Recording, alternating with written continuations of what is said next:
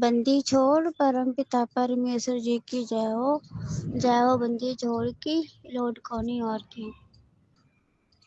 सच्चा है भैया जी।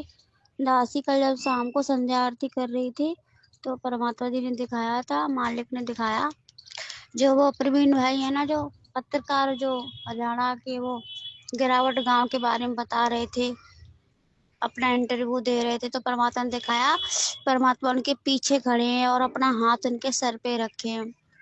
परमात्मा जी कह रहे हैं कि मुझे अब इसलिए रास्ता निकालना पड़ा क्योंकि ये जो संगत है ना, ये पवन बेटे की बात को नहीं मानती, उसकी बात को महत्व नहीं देती।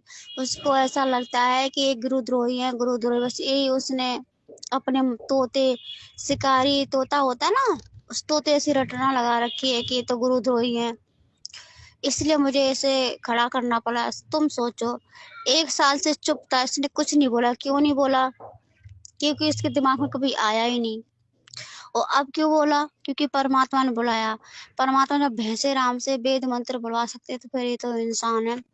अपनी अपनी संगत को बचाने के लिए, अपने बच्चों को बचाने के लिए परमात्मा कुछ भी कर सकता है। तो फिर परमात्मा जी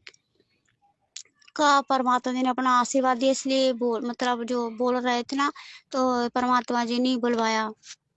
परमात्मा जी पीछे सर पे हाथ रख के खड़े, ताकि कुछ भाई बहन तो अब तो सच्चे समझें, गुरुद्रोही की बात ना मान कर जगत वाले की बात मान लो, अपनी भक्ति बचा लो।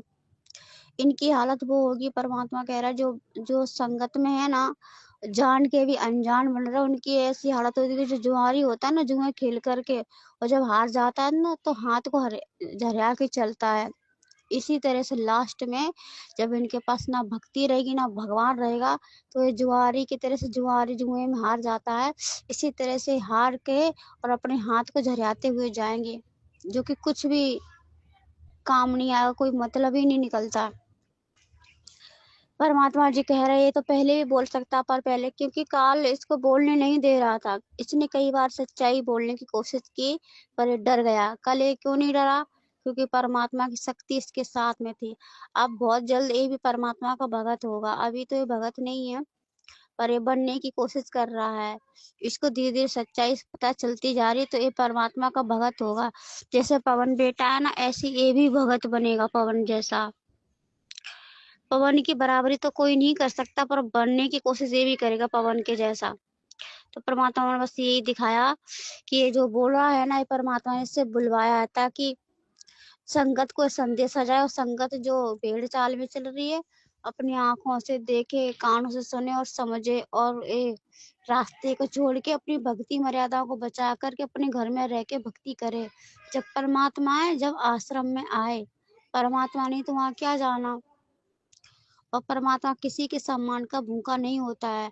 अगर उसे सम्मान देना है तो अपने घर में मर्यादा में रह के भक्ति करो, परमात्मा के आदेशों के अनुसार क्रिया करो और मर्यादा में रहो। परमात्मा का यही सम्मान है।